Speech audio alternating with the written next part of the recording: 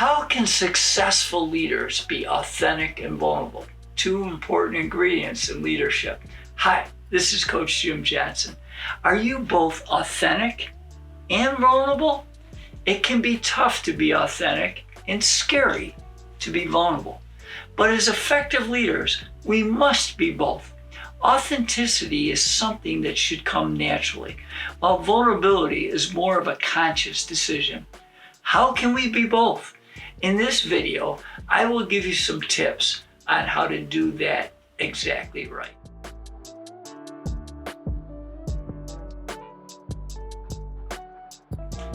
Number one, being authentic. What does that mean? It means living the talk. Do your actions match or exceed your words? Are your core values evident in your actions on a daily basis? Your actions should remain consistent whether you are alone or on stage. Second, real talk.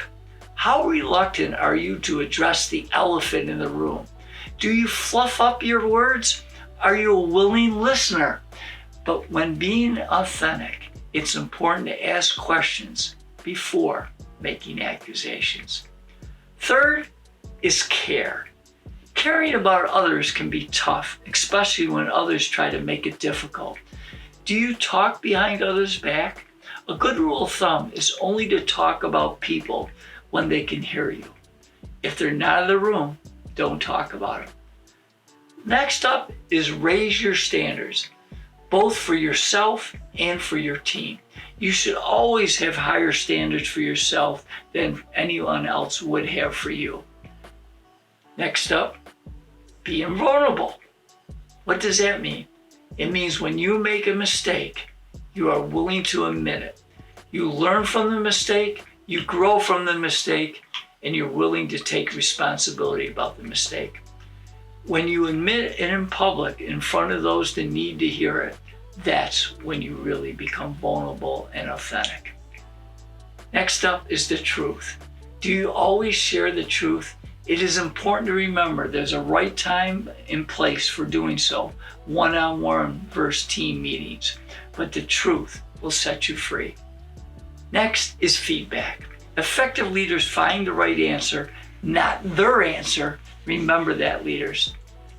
Next up, understanding your weaknesses. What are yours? Do those around you complement what you don't do well? If not, that's something you should be looking to hire, is people that can complement things that you're not very strong at. Remember, effective leaders are also excellent as delegators.